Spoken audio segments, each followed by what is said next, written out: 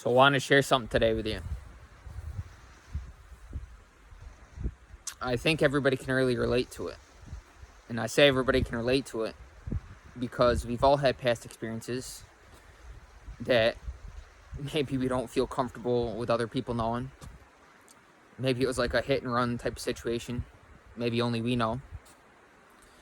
Or maybe we told a couple people confidentially because we trust them. But on the whole, we'd rather people not know about it in general.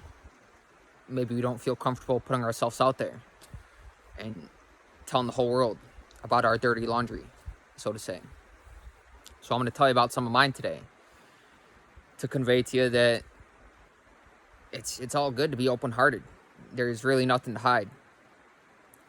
What I'm about to tell you, at one point, actually, I didn't even want to leave the house. I was so ashamed, so embarrassed, and reasonably so. At that point, I had a lot of unresolved emotions that I hadn't sorted through, and I still had a lot of inner house cleaning to do. So I'm going to share some of my dirty laundry with you so that, just to show you, you really don't have to be embarrassed. We all make mistakes, and they're not really mistakes if we learn the lesson. Now, if we keep on making the same mistake over and over again, that's a different story. But if we learn from it, then it's definitely not a mistake. And I learned from what I'm about to tell you. And I don't feel this channel would be complete without me putting this up here. Now, I put a lot of this in the book that I'm working on publishing right now. But I also want to convey some of it to you in person on here, so that it's not just written material, but it's also something that you can see that I spoke in person, so you can see the truth in it. So, fast forward, or track back about 10 years, 27 right now, so this happened when I was 17, started smoking weed. And how I started smoking, I wasn't peer pressured or anything. I actually remembered in high school, there's kids that went out in the woods, they were smoking, and I was very judgmental. I was like, oh, scumbags, this and that, and then I was like, that's not really fair, me judging people without even at least giving it a try. So there was some kid that I knew who had weed, selling weed, so I reached out to him. I was like, I'm at least going to give it a try before I shit on it. So I hit him up, arranged something, got a bag off him. We went to the graveyard and smoked. And I didn't really feel that much the first time. He's like, yeah, that's normal, so we'll do it again and we'll try it again. So I tried it a second time, and I definitely felt it the second time. And I fell in love with it. And I'm the kind of person that whatever I do, I tend to go all in. So it wasn't just a once in a while thing. It went from me smoking it that one time to literally the first time I smoked it, I was hooked. So I just kept smoking and smoking. Of course, I didn't think it was going to be like that, but I ended up just smoking all the time. And so I had a couple $1,000s saved up in my checking account. And the summer that I started smoking, I blew through that $2,000 buying like eights and nicks, and smoked all the money that I had saved up. And it got to the point where I was working at Hanford as a cashier at the time, so I was making like 150. I was making like $8 an hour, so making 150 bucks and a week. And so I got to the point where I blew through all my savings, and I was buying a half ounce at that time. So midway through the week, I was smoking a lot, so I smoked through the half ounce. I didn't have any weed, didn't have any money, so I was like, all right, this is not sustainable. I got to figure something out where I can sustain the habit, keep on smoking, because giving it up wasn't an option. At least, and not in my head, it wasn't at that point. So I was like, all right, I got to figure something out. So I started selling. Bought a half ounce and started selling. Before you knew it, I got an ounce, and before you knew it, it was a quarter pound, and shortly thereafter, I was flipping pounds. And I got hooked in the game. You know, they call it a trap for a reason.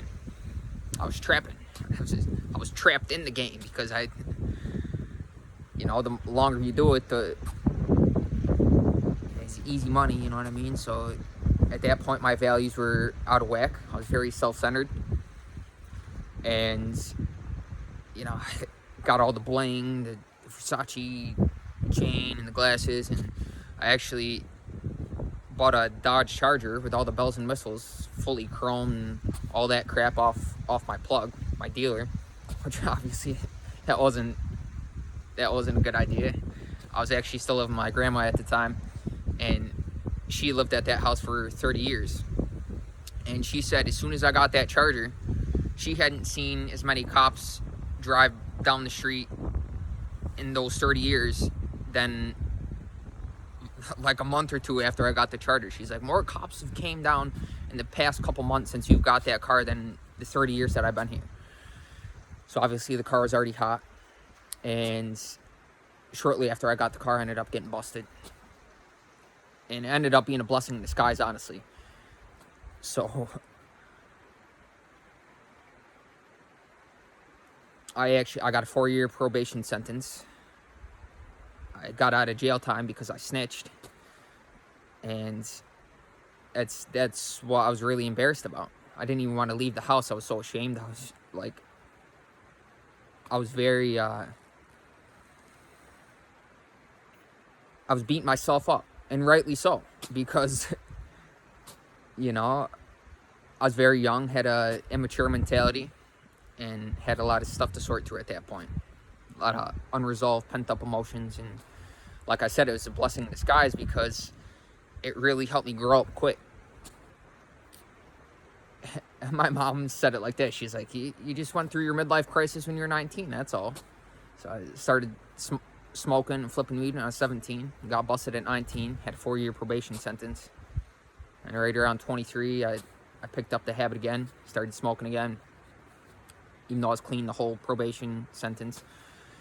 Started smoking again. I was like, let me revisit my long-lost friend Mary Jane.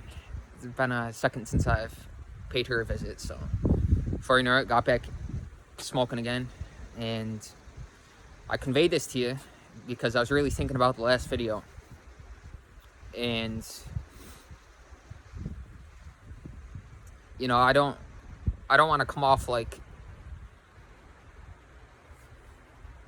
this journey has been effortless, because it's taken a lot to get to this point where now I feel very lighthearted and flow-based and effortless, and the journey seems very easy.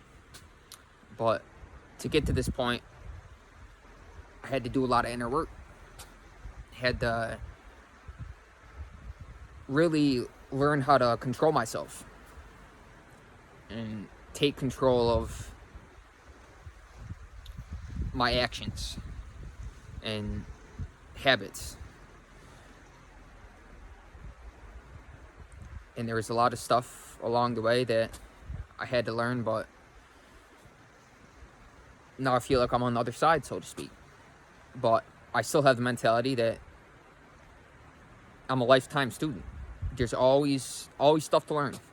Always stuff to learn, always stuff to let go. There's never going to be a point where we might feel complete inside, but there's always something to give. Other people may not feel that, so you can share your sense of completeness with them. So I share this with you today to let you know that it's okay to be open, share your past. There was a point where I wouldn't even imagine sharing something so personal, because I was very identified with,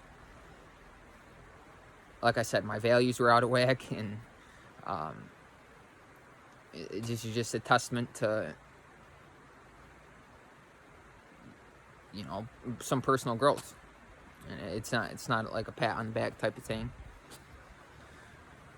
but